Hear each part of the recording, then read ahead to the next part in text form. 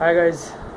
तो ये इसका का अभी तक का मेरा बहुत ही इम्पोर्टेंट वीडियो होने वाला है, बिकॉज इसमें मैं बहुत सारे आपको शॉर्टकट भी बताऊंगा और जो इम्पोर्टेंट क्वेश्चंस हैं as per study mat chapter 3 और चैप्टर 8 वाले जो न्यू इंसर्ट किए थे लास्ट टाइम वो बताऊंगा। उनमें बहुत टाइम वेस्ट होता है आगे जाके, इसलिए उसको मैं अभी का अभी जितना हो सके कवर करने की कोशिश करूँगा।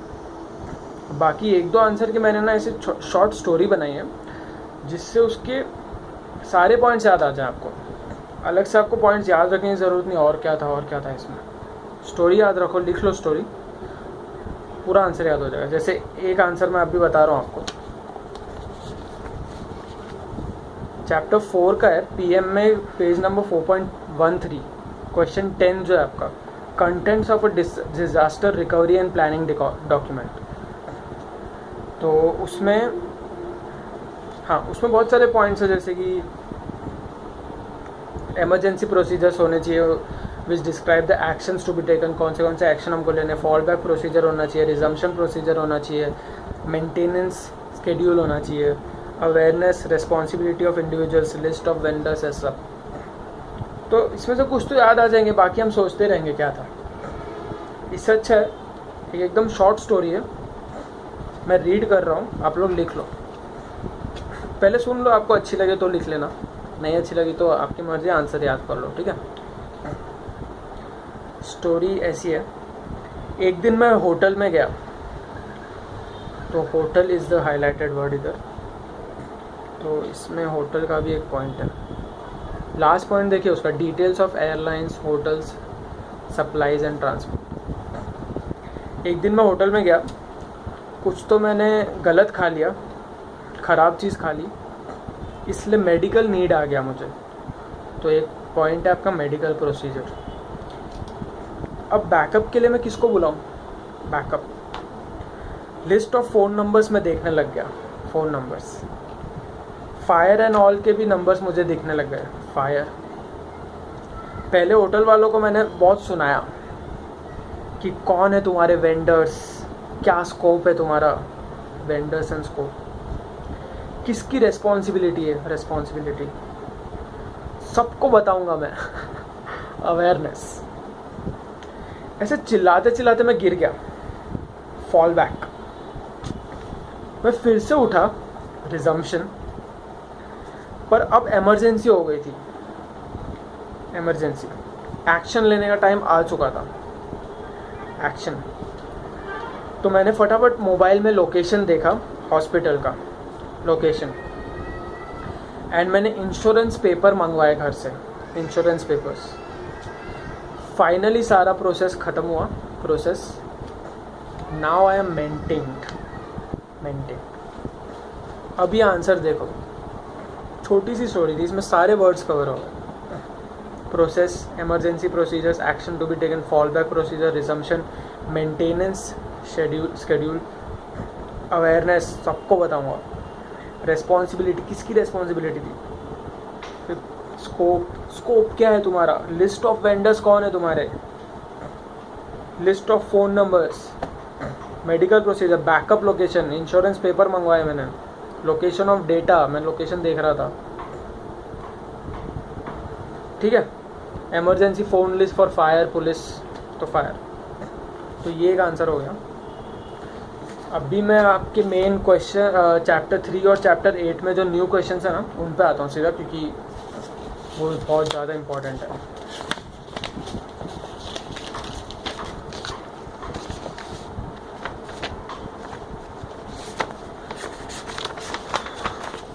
हाँ, चैप्टर 3 का फर्स्ट क्वेश्चन है डेटा रिसोर्स मैनेजमेंट कंट्रोल।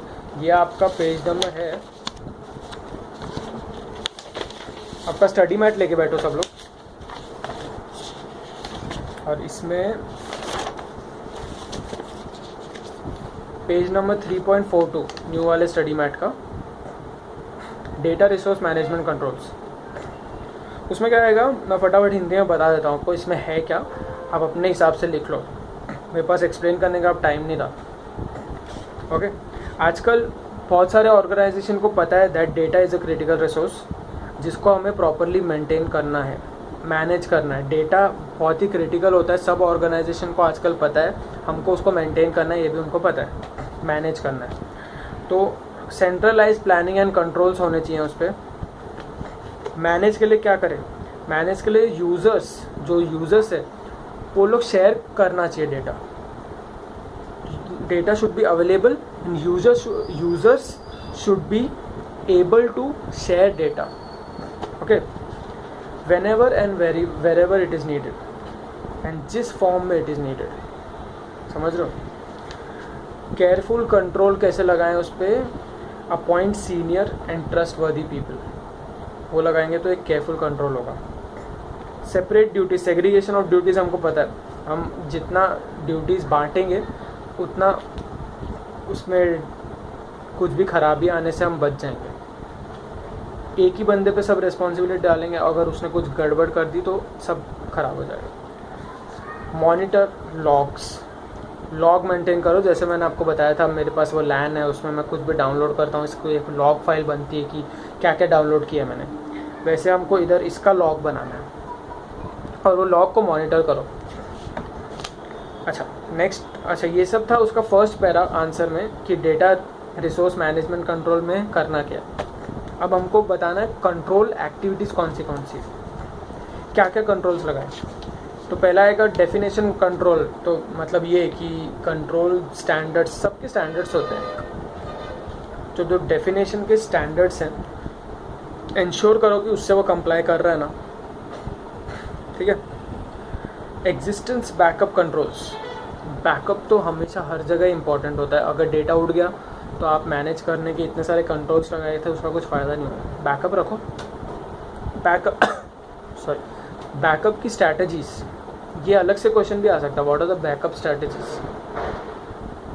अभी ये वो क्वेश्चन नहीं है टाइप्स ऑफ बैकअप, वो उसमें आएगा डिफरेंशियल, इंक्रीमेंटल, वो है टाइप्स ऑफ बैकअप। ये है बैकअप की स्ट्रैटेजीज। इसमें क्या आएगा, 12 रिकॉर्डिंग ऑफ डेटा, सबकी 2 कॉपी बनाओ, साथ में अपडेट होने चाहिए दोनों भी। पीरियोडिक डंपिंग, बराबर उसको एवरी वीकली या मंथली या फोर्टनाइटली, हम लोग सोचते हैं ना कि हार्ड डिस्क में हम लोग परमानेंट स्टोरेज के लिए उसको डाल देंगे, तो पीरियोडिक डंपिंग करते रहो। किसके अंदर, मैग्नेटिक टेप, वही हार्ड डिस्क, ऑप्टिकल डिस्क, ये सब। Logging off input transaction, input transaction का भी लॉग रखो और चेंजेस टू द डेटा का भी लॉग रखो। मतलब जो भी आपने अपडेट किया या कॉपी किया उसका लॉग होना चाहिए। फिर है एक्सेस कंट्रोल्स। एक्सेस कंट्रोल बहुत सारी जगह आ चुका है, आप लोग को पता है कि एक्सेस कंट्रोल क्या होता है। मतलब अनऑथराइज यूजर्स एक्सेस ना कर सके, इसलिए एक्सेस पे कंट्रोल लगाओ। कैसे लगाओगे, password, tokens, biometric devices. Biometric पता है ना, रेटिना स्कैनर, फिंगरप्रिंट स्कैनर, जो बॉडी से रिलेटेड स्कैनर्स होते हैं वो सब बायोमेट्रिक होते हैं। एनक्रिप्टेड फॉर्म में डेटा को रखो, सो दैट जिसको डिक्रिप्ट करना आता है वही कर सके, वही डेटा को समझ सके। अपडेटेड कंट्रोल्स, अपडेट कंट्रोल्स, उसमें क्या होता है कि ऑथोराइज यूजर्स दो वे में अपडेट कर सकते हैं आप लोग। या तो सिर्फ डेटा में जो एडिशन हो रहे हैं उनको अपडेट करो, या चेंज और डिलीट को भी अपडेट करो। Concurrency controls, 2 update processes same data को सेम टाइम पे प्रोसेस करना चाहिए, उसको बोलते हैं कंकरेंसी कंट्रोल्स। अच्छा, क्वालिटी कंट्रोल्स, क्वालिटी कैसे इंश्योर होगी, जब डेटा एक्यूरेट होगा, कंप्लीट होगा एंड कंसिस्टेंट होगा। ये आंसर खत्म हो गया। नेक्स्ट क्वेश्चन है quality assurance management controls. Next page पे ही है। हाँ, उसमें हमको क्या लिखना है, पहले लिखना है क्वालिटी गोल्स अचीव कर रहे हैं ना, वो तो चेक करो। वही अगेन इसमें भी क्वालिटी स्टैंडर्ड से वो कंप्लाई कर रहा है ना। फिर reasons, need for quality assurance, ये शायद अभी की आरटीपी May 17 में भी क्वेश्चन आया है कि why there is a need for quality assurance.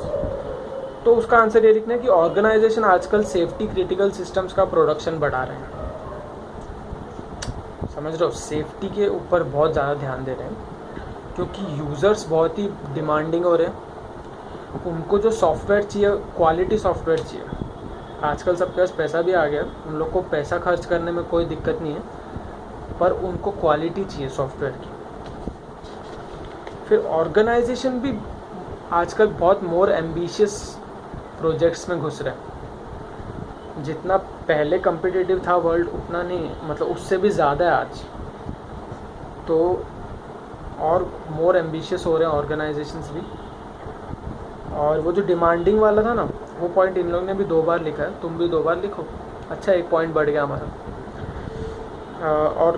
और ये एम्बिशियस को रिलेटेड और एक पॉइंट बनाया इन लोगों ने कि organisation more concerned about the liabilities, कि अगर डिफेक्टिव सॉफ्टवेयर बेच दिया तो गड़बड़ हो जाएगी। पुअर क्वालिटी कंट्रोल से क्या होता है? प्रोडक्शन, इम्प्लीमेंटेशन, ऑपरेशन, मेंटेनेंस, ये सारी चीज़ें कॉस्टली हो सकती है अगर आपका पुअर क्वालिटी कंट्रोल है तो। मिस्ड डेडलाइंस, क्वालिटी अच्छी नहीं है तो कभी कभी डेडलाइंस मिस हो सकती है। लास्ट में तुमको पता चला अरे ये क्या हो गया, तो फिर उसको एंड टाइम पे ठीक करने जाओगे तो डेडलाइन मिस हो सकती है। पुअर क्वालिटी कंट्रोल्स में आपको बहुत सारे पॉइंट्स लिखने हैं। एक तो मैंने ये सब बता दिया, दूसरा ये भी लिखना है कि कस्टमर भी डिससेटिस्फाइड रहेगा, स्टाफ का मोरल लो हो जाएगा, और मेंटेनेंस सॉफ्टवेयर और सब चीज़ों का हाई हो जाएगा। इसलिए क्वेश्चन क्या था, why there is need for quality assurance, इसलिए देयर इज़ नीड, इतना सब हो रहा है। और वर्ल्ड वाइड ट्रेंड भी आजकल कि क्वालिटी इंप्रूव करनी है, quality goals, compliance.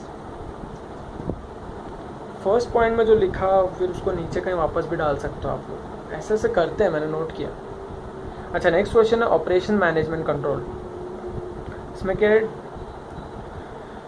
Operations, daily के जो ऑपरेशंस होते हैं, तो इसमें daily running of hardware and software facilities.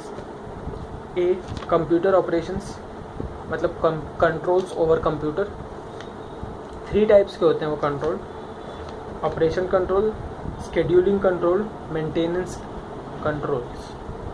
तो ऑपरेशन कंट्रोल में क्या आएगा कि ह्यूमन या ऑटोमेटेड चीज़ें, इनको जो फंक्शन परफॉर्म करने चाहिए वो ये वाला कंट्रोल बताएगा, ऑपरेशन कंट्रोल, कि कौन से फंक्शन ह्यूमंस को या ऑटोमेटेड जो भी तुम्हारे हैं मशीन्स, उनको करने चाहिए, कौन से फंक्शंस, वही ऑपरेशन कंट्रोल बताएगा। Scheduling control, how jobs are to be scheduled, कब कौन सा जॉब होना चाहिए on a hardware and software platform. Maintenance control, कैसे मेंटेन करना है इन गुड ऑपरेटिंग ऑर्डर। उसके बाद है आपका network operations, proper functioning of network operations and monitoring the performance of network communication channels. Network के बारे में सब लिखना है आपको, network devices, network programs and files. अगर कंपोनेंट फेल हो गया तो डेटा लॉस हो सकता है। कंपोनेंट्स कौन से होते हैं जो फेल हुआ तो डेटा लॉस हो सकता है? उसमें आएगा आपका कम्युनिकेशन लाइंस, विजिक्वली, ट्विस्टेड पेयर। विजिक्वली मतलब विज लिखते हैं ना, VIZ, उसका फुल फॉर्म होता है विजिक्वली, मतलब like. Twisted pair, coaxial cables, fibre optics, microwave, ये सब कंपोनेंट्स हैं। हार्डवेयर में क्या आएगा, पोर्ट्स, मॉडेम्स, स्विचेस। सॉफ्टवेयर में क्या आएगा, डेटा कंप्रेशन के सॉफ्टवेयर एंड ऑल।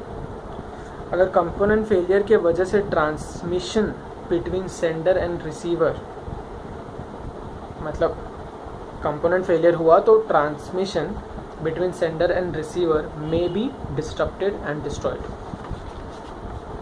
तो नेटवर्क में प्रॉब्लम आएगी। ये था अपना point, network operations. Next point है data preparation and entry. Data कहीं से भी आया हो, एनी सोर्स, कीबोर्ड्स अच्छे होने चाहिए। डेटा प्रिपेयर एंड एंट्री करते वक्त कीबोर्ड अच्छा होना चाहिए to promote speed and accuracy, and keyboard operator को भी फ़ायदा होगा इससे ऑब्वियसली। अच्छा, नेक्स्ट है production control, receipts and dispatch of input and output. वो इसमें आएगा प्रोडक्शन में कि रिसीट एंड डिस्पैच जो भी है वो सब बराबर हो रहा है, जॉब की स्केड्यूलिंग बराबर हो रही है। SLAs, service level agreement, service level agreements पता है ना, कोई किसी से हम सर्विस ले रहे हैं तो उसका एक सर्विस लेवल एग्रीमेंट होता है कि क्या क्या, मतलब अगर वो स्ट्रिक्ट है तो इट्स वेरी गुड कि बहुत अच्छी सर्विस देगा एंड प्रॉपरली चलेगा वो, एक service level agreements are strict. वो हम 8 चैप्टर में और पढ़ेंगे। अच्छा, फाइल लाइब्रेरी, HD का, हाँ, हार्ड डिस्क का मैनेजमेंट होता है इधर फाइल लाइब्रेरी में, मैग्नेटिक टेप्स या कार्ट्रिजेस, प्रिंटर में जो लगता है कार्ट्रिज, उसका management. Documentation and program library, documents securely stored है ना, सिर्फ ऑथराइज पर्सन उसको एक्सेस कर सकते हैं। डॉक्यूमेंट्स अप टू डेट है, एडिक्वेट बैकअप लिया है ना उसका। डॉक्यूमेंट्स रिस्पॉन्सिबिलिटीज़ बताएगा of each function, policies and procedures, segregation of duties. वो डॉक्यूमेंट में क्या क्या लिखा होगा, रिस्पॉन्सिबिलिटीज़ लिखी होगी सबकी, of each function, policies and procedures, segregation of duties भी उसी में होगी। फिर ईच IS फंक्शन को क्लियरली डिफाइन करना है तुमको, इंफॉर्मेशन सिस्टम का जो फंक्शन है सब क्लियरली डिफाइन करना है। पॉलिसी मतलब rules and boundaries of authority, वो बताएगा। Physical security, data security, online security, ये सब बताएगा। How to do the job, कौन करेगा और कैसे करेगा, हाउ, कैसे, और अथॉरिटी। सेग्रीगेशन ऑफ ड्यूटीज में डिस्ट्रीब्यूशन ऑफ वर्क रिस्पॉन्सिबिलिटीज। फिर G पॉइंट है हेल्प डेस्क, मतलब टेक्निकल सपोर्ट। फिर capacity planning and performance monitoring, ये भी, हाँ, परफॉर्मेंस मॉनिटरिंग आपको रेगुलरली करना है, वो भी लिखा है इसमें। रिसोर्स डेफिशिएंसी, आइडेंटिफाई करो विद इन टाइम। हाँ, रिसोर्स अगर कोई डेफिशिएंट है, कमी है उसकी, तो विद इन टाइम आप उसको डिटेक्ट कर लो, आइडेंटिफाई कर लो, ताकि आगे जब चाहिए हमको तब अवेलेबल हो। जो आउटसोर्स किया है कॉन्ट्रैक्ट्स, उनको भी डे टू डे मॉनिटर करो। नेक्स्ट क्वेश्चन है information technology and general controls, ITGC। उसमें क्या लिखने कि ITGC are the basic policies and procedures जो इंश्योर करते हैं कि ऑर्गेनाइजेशन के इंफॉर्मेशन सिस्टम प्रॉपरली सेफगार्ड है कि नहीं, ठीक है। Application, programs and data secure है कि नहीं, सिस्टम वैसे ही चल रहे ना जैसे इंटेंडेड, जैसे सोचा था, आउटपुट रिलायबल है ना। और ITGC जो है ये information technology general controls, it is also known as general computer controls, controls other than application controls. अच्छा, ये और इंश्योर करते हैं कि proper development and implementation of apps हो रहा है ना। Integrity of programs, data files. General control में भी ईदर मैनुअल और प्रोग्राम्ड। अच्छा, इसका एग्जांपल क्या है कि development and implementation of an IS strategy,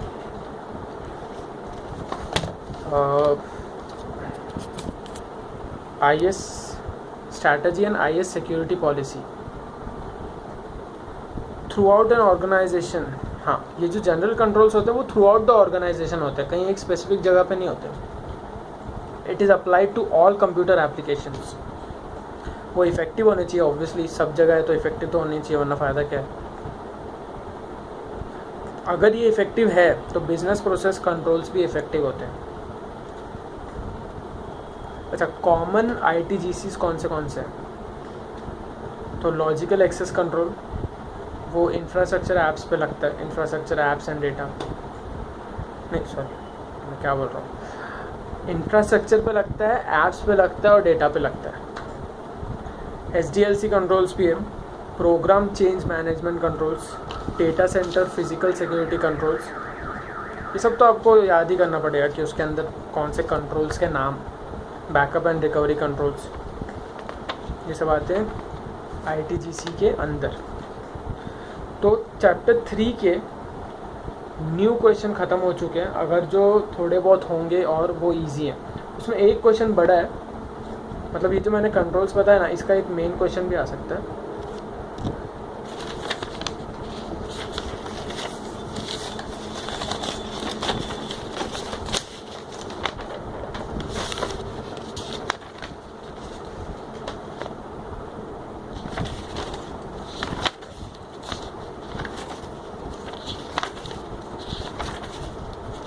next managerial controls, इसमें पूरा एक फुल फ्लेज क्वेश्चन भी आ सकता है, तो उसके लिए भी मैंने उसके जो पॉइंट्स हैं उसका एक शॉर्ट स्टोरी बनाया, वो आप देख लो।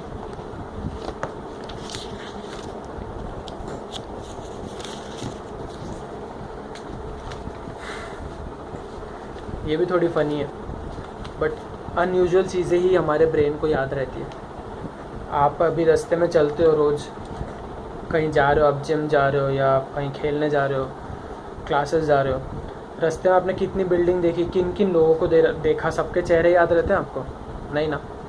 पर अगर कोई अजीब सा कुछ दिख गया जिसका फेस बड़ा है, बाकी बॉडी बहुत छोटी सी है, वो आपको याद रहेगा। अनयूजुअल चीज़ें ना हमारे ब्रेन को याद रहता है, सीधा कॉन्शियस माइंड में जाता है, बाकी सब कॉन्शियस में जाता है। क्योंकि अगर सब कुछ याद रखने लग गया ना तो वी विल गो मैड, पागल हो जाएंगे। तो इसलिए वो पहला एक डिज़ास्टर रिकवरी का मैंने बड़ा आंसर का स्टोरी बता के दिया, वो याद रहेगी आपको। अब ये दूसरा है, इसमें मैनेजरियल कंट्रोल्स में है, मैनेजमेंट का काम है PC lo, PCLO, PC lo मतलब P for planning, C for controlling, L for leading and O for organising. ये आपके मैनेजमेंट कंट्रोल में आएंगे। फिर नेक्स्ट है कि खाली पीसी लेके फ़ायदा नहीं है, आपको सिस्टम डेवलपमेंट मैनेजमेंट कंट्रोल्स भी करने होते हैं। तो नेक्स्ट आपका वही आएगा, सिस्टम डेवलपमेंट मैनेजमेंट कंट्रोल।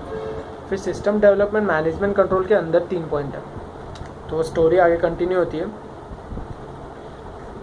उसमें जनरली आपको कंकरेंट ऑडिट भी करना है एंड उसके बाद आपको पोस्ट इम्प्लीमेंटेशन भी करना है, उसके बाद तो पोस्ट।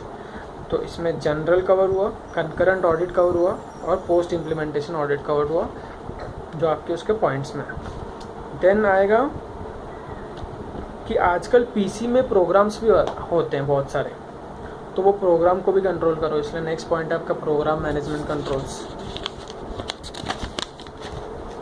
प्रोग्राम मैनेजमेंट कंट्रोल में बहुत सारी बड़ी लिस्ट है, तो इसके आगे क्या आएगा, अगर मतलब स्टार्टिंग कैसे किया था हमने, मैनेजमेंट का काम है पीसी लो। अब स्टोरी इधर तक पहुंच गई और आगे है, अगर मैनेजमेंट नहीं माना तो उसको टॉप के सीसीडी लेकर जाओ,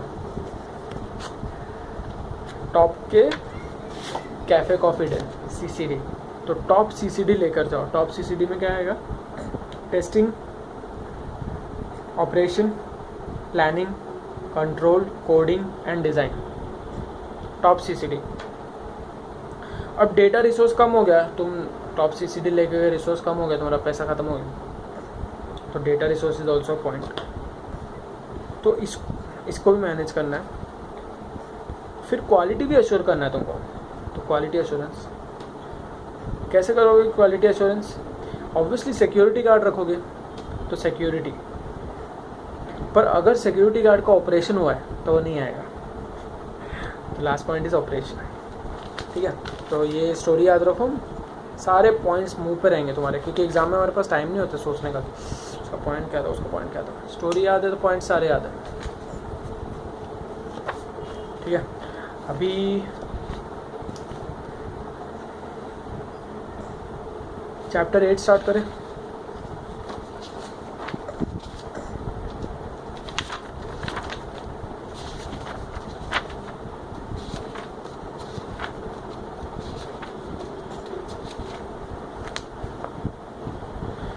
ओके, तो इसका फर्स्ट पॉइंट है, आपका फर्स्ट क्वेश्चन है, ये भी आपके जो न्यू स्टडी मैट है उसी में है, आपका पेज नंबर है 8.2, ग्रिड कंप्यूटिंग। ग्रिड कंप्यूटिंग पता है ना क्या होता है? क्लाउड कंप्यूटिंग बहुत बड़ा होता है, ग्रिड कंप्यूटिंग पहले आया था, मतलब सॉरी, बहुत सारे कंप्यूटर्स को कनेक्ट करता है एक सर्वर, उसको बोलते हैं ग्रिड कंप्यूटिंग। बहुत सारे सर्वर्स को कनेक्ट करता है बड़ा सर्वर, उसको बोलते हैं क्लाउड कंप्यूटिंग। इतना फंडा याद रखो।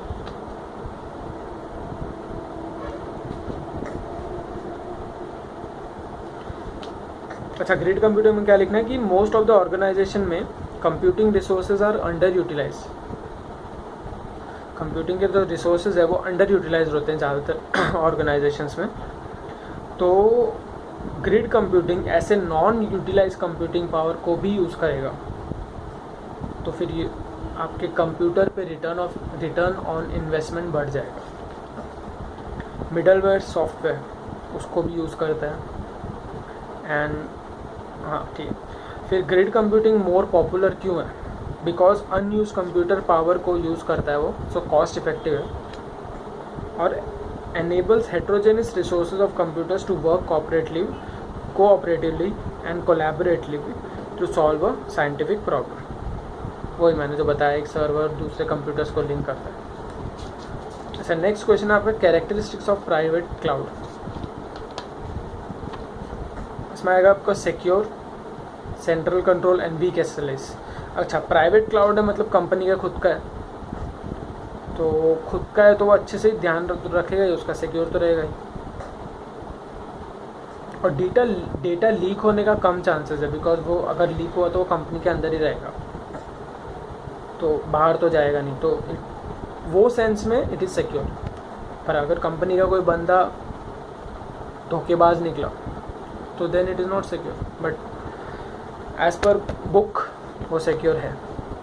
Central control, no need to rely on anyone else, खुद कंट्रोल करेगा ऑर्गेनाइजेशन, कोई थर्ड पार्टी को नहीं देगा, सेंट्रल कंट्रोल रहेगा उसका, ऑर्गेनाइजेशन खुद कंट्रोल करेगा।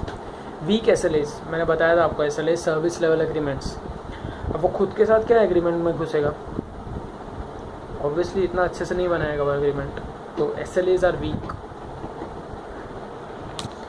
अच्छा, नेक्स्ट आपका डिस्टिंक्शन है ऑन प्राइस प्राइवेट क्लाउड और ऑन प्रीमाइस प्राइवेट क्लाउड और आउटसोर्स्ड प्राइवेट क्लाउड। तो वही हो गया, ऑन प्रीमाइस मतलब अपना खुद का, हम लोग अंदर वाले लोग ही उसको मैनेज करेंगे, आउटसोर्स मतलब आउटसोर्स कर दिया थर्ड पार्टी। तो फर्स्ट पॉइंट ये खुद मैनेज करेंगे और उसमें है थर्ड पार्टी। इसमें वीक एसएलएस, उसमें स्ट्रिक्ट एसएलएस, एग्रीमेंट स्ट्रिक्ट होगा। इसमें है high bandwidth network, speed fast होगी बिकॉज अंदर का ही है। उसमें क्लाउड फुल्ली है थर्ड पार्टी साइट, तो स्पीड का पता नहीं। ऑर्गेनाइजेशन, हाँ, इसमें नेटवर्क इशू रिजॉल्व इजीली होंगे ऑन प्रीमाइस वाले में, उसमें हमको किसी को बुलाना पड़ेगा एंड फिर टाइम वेस्ट होगा।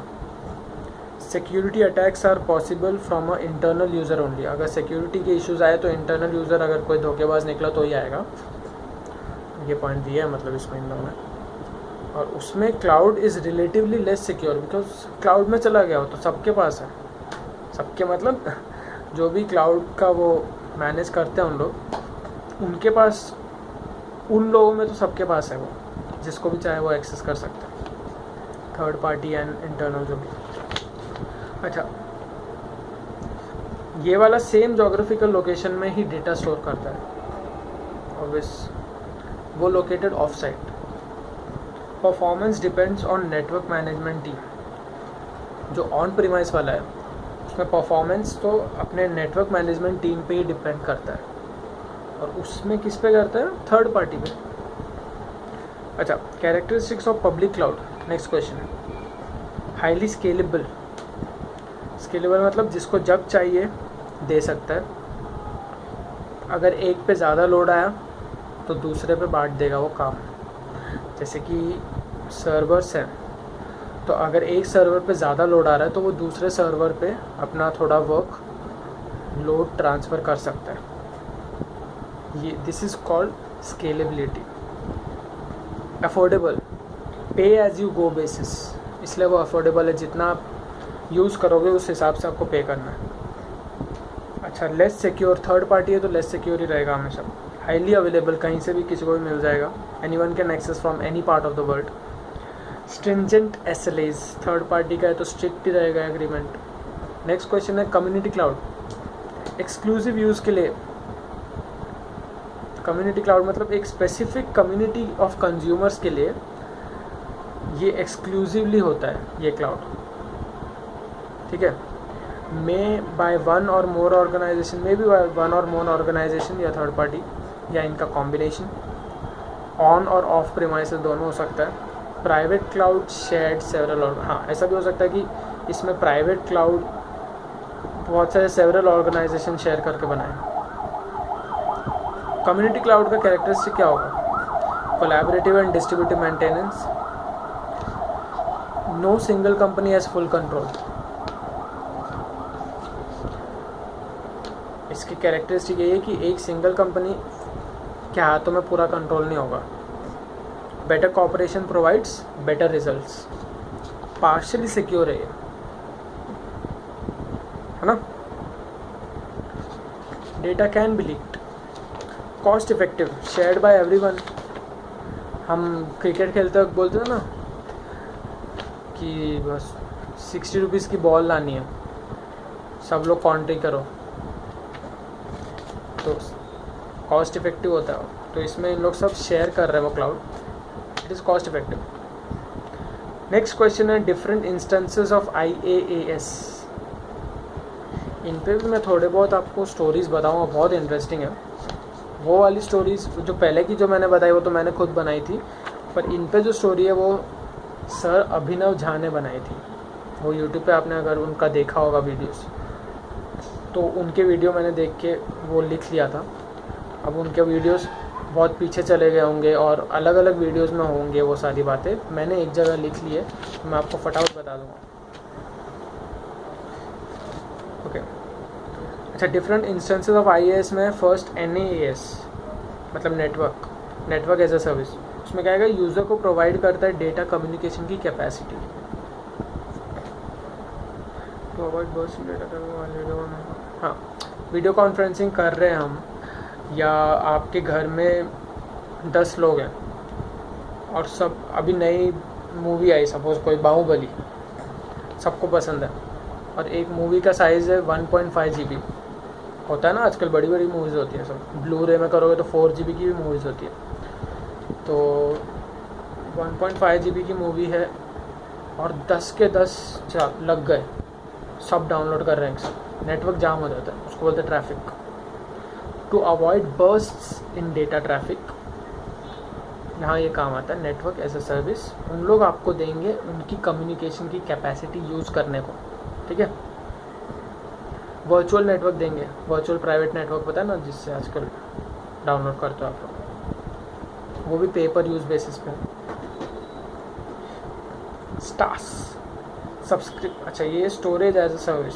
स्टास वो क्या होता है, सब्सक्रिप्शन बेसिस पे स्टोरेज करना है, लो कॉस्ट है, मतलब वो स्टोर आपको नहीं करना है, एक फैसिलिटी प्रोवाइड करेंगे वहाँ स्टोर करना है, तो वो लो कॉस्ट रहेगा, कन्वीनियंट वे रहेगा। Manage of site backups, of site backup के लिए अच्छा है।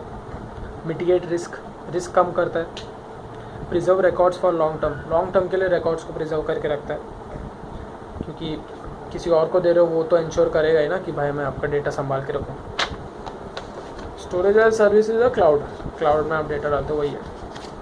डेटाबेस एज सर्विस मतलब वो आपको अलाउ करेगा create and store and access database at a host site. Database site पर रहेगा, आप होस्ट क्रिएट कर सकते हैं, स्टोर कर सकते हैं, एक्सेस कर सकते हैं उसको। आपको खुद को इंस्टॉल करने की no need to install. Pay per use APIs। अच्छा, BaaS backend as a service, web and mobile app developers.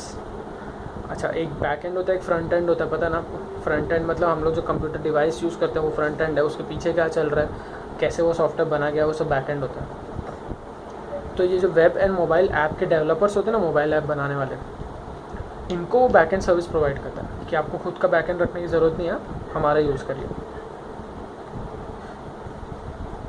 Desktop as a service, desktop virtualisation, ये बहुत इंटरेस्टिंग है। इसमें क्या होता है कि पूरा का पूरा आपको कंप्यूटर ही दे रहे हैं उन लोग, आपका खुद का जो पीसी है ना वो सिर्फ नाम के लिए पीसी है, पर उसके अंदर कुछ नहीं है, कोई बड़ी हार्ड डिस्क नहीं है, कुछ नहीं है, कोई माइक्रोसॉफ्ट एक्सेल नहीं है, कुछ नहीं है, सिर्फ कीबोर्ड है, स्क्रीन है जिसमें आपको दिख रहा है, सब कुछ उन लोग देंगे। डेस्कटॉप एज अ सर्विस, पूरा डेस्कटॉप दे दिया भाई, और क्या चाहिए। उसमें क्या होगा, तुम्हारे पीसी में कुछ भी सेव नहीं होगा,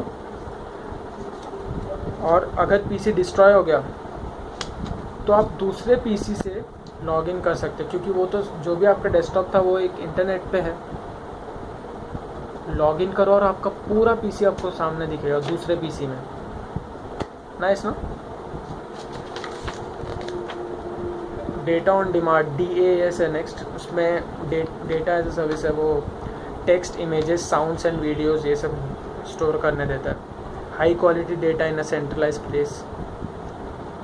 पे बाय वॉल्यूम, जितना ज़्यादा डेटा उतना आपको पे करना है। SCC एज अ सर्विस, ठीक है, security as a service. Email filtering, web content filtering, vulnerability management, ये सब आएगा इसमें। Identity as a service, directory service, authentication service, risk and event monitoring, single sign on service, ये सब इसमें आएगा। और नेक्स्ट है आपका कंपोनेंट्स ऑफ मोबाइल कंप्यूटिंग। ये तो पता है, मोबाइल कम्युनिकेशन, सीमलेस कम्युनिकेशन होना चाहिए, अटकना नहीं चाहिए। मोबाइल हार्डवेयर में क्या आएगा? Portable laptop, smartphones, tablet, PDAs, back end servers, ये सब to allow handle device to communicate with internet. फिर मोबाइल का सॉफ्टवेयर में आएगा जो एक्चुअल प्रोग्राम मोबाइल में चलते हैं वो सब आएगा उसमें, जैसे कि OS और एप्स। अच्छा, नेक्स्ट क्वेश्चन है आपका, हाउ मोबाइल कंप्यूटिंग वर्क्स। इसमें आएगा ऐप यूज़ करके जो यूज़र एंटर्स, हाँ, ऐप के थ्रू जो यूज़र डेटा एंटर करता है या एक्सेस करता है ऑन हैंड हेल्ड का mobile, hand held computing device.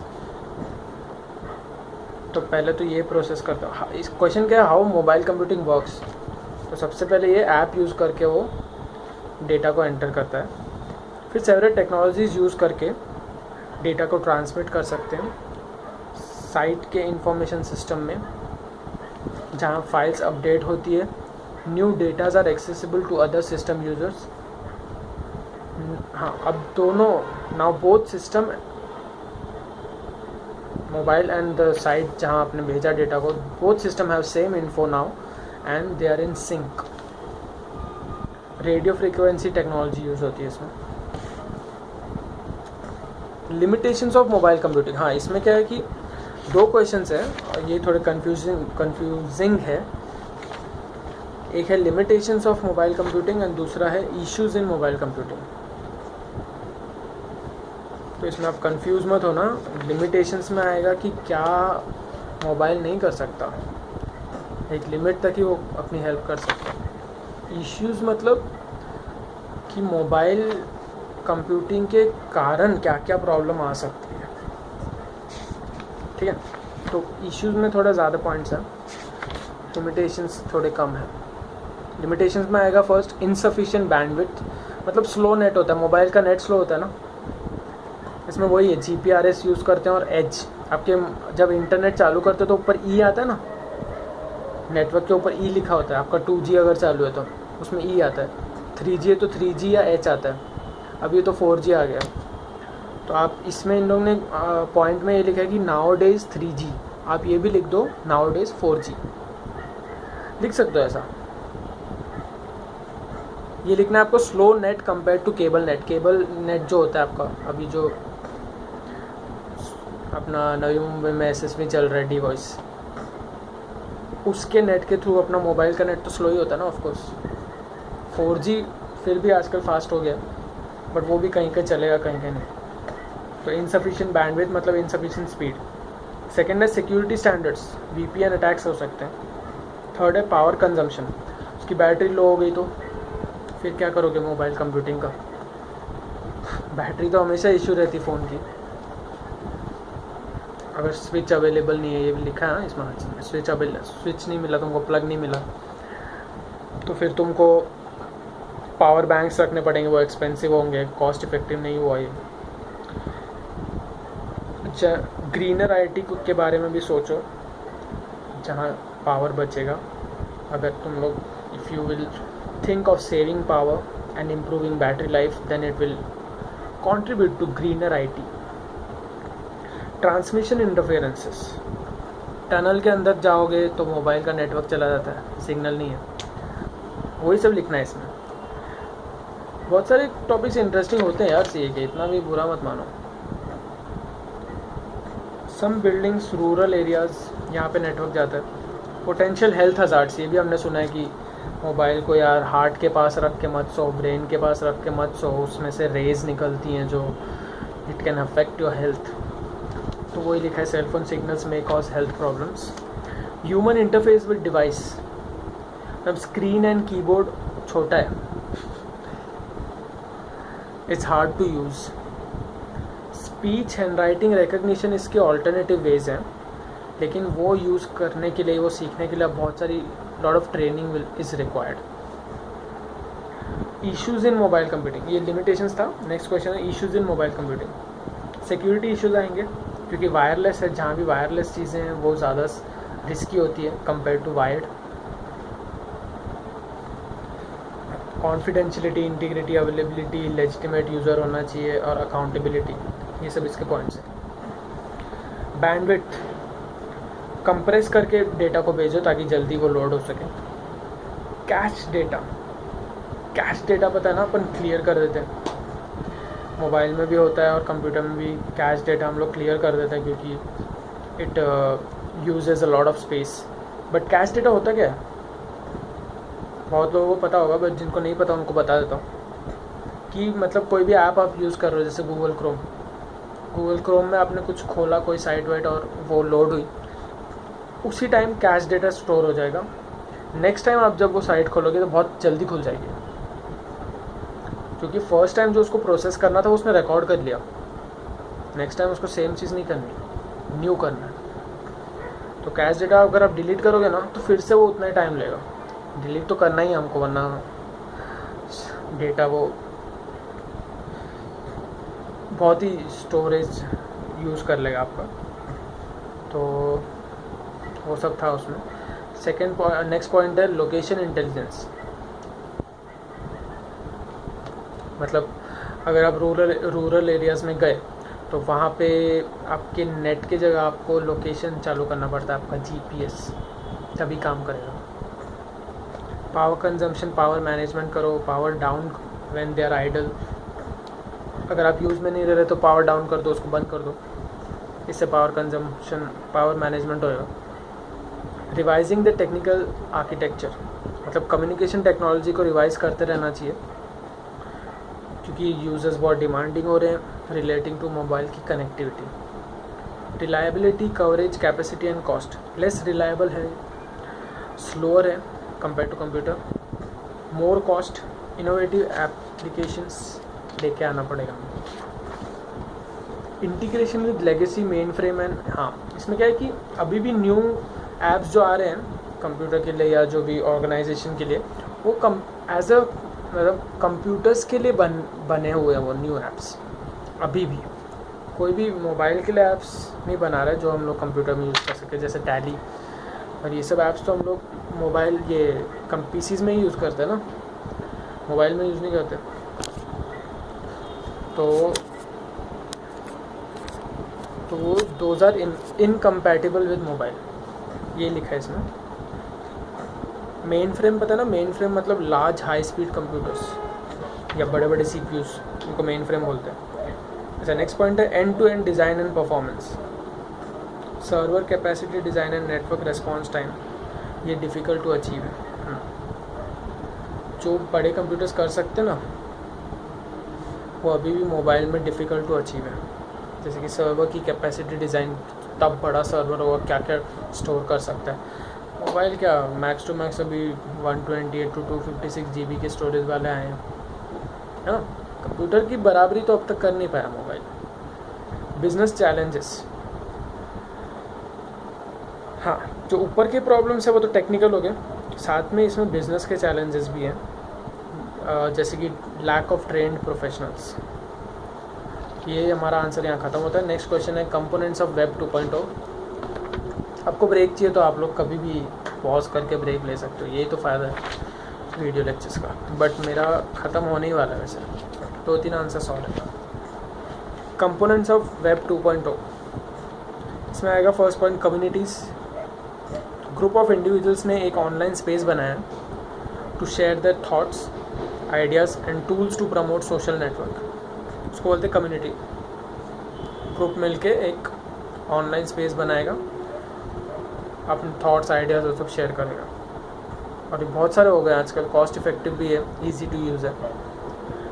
Next है, हाँ, ये कंपोनेंट्स ऑफ वेब 2.0 चल रहा है। फर्स्ट पॉइंट मैंने बोला कम्युनिटीज़। नेक्स्ट है आपका पॉइंट RSS जनरेटेड सिंडिकेशन।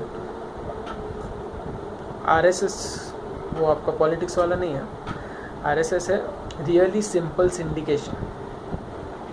दो वेबसाइट को के अंदर कनेक्शन बहुत ही सिंपल कर देता है, वो लिंक अच्छे से हो सकता है, उसको बोलते हैं सिंडिकेटिंग वेब कंटेंट। नेक्स्ट है blogging, journal, diary, personal website. जो आप अपने ब्लॉग्स लिखते हो ना, कोई आप तो नहीं लिखते होंगे, पर जो भी लिखता है वो आप पढ़ते होंगे या वो भी नहीं पढ़ते होंगे, छोड़ो, हमारे पास टाइम का, हम लोग ये बुक्स पढ़ लें हमारी, वो बहुत बड़ी चीज़ है। आई फील तो, पर ब्लॉग्स पता तो है यार, सुना तो है तुम लोगों ने। वो ये जर्नल, डायरी के फॉर्म में होता है वो। Freedom to express your thoughts, सबके पास फ्रीडम है अपने थॉट्स को एक्सप्रेस करो। विकी, विकीपीडिया वाला विकी, तुम्हारा फ्रेंड विकी नहीं, ठीक है। Set of correlated pages on a particular subject, easy to create and maintain. Usage of AJAX, ये एक लैंग्वेज है, other new technologies. Web applications combine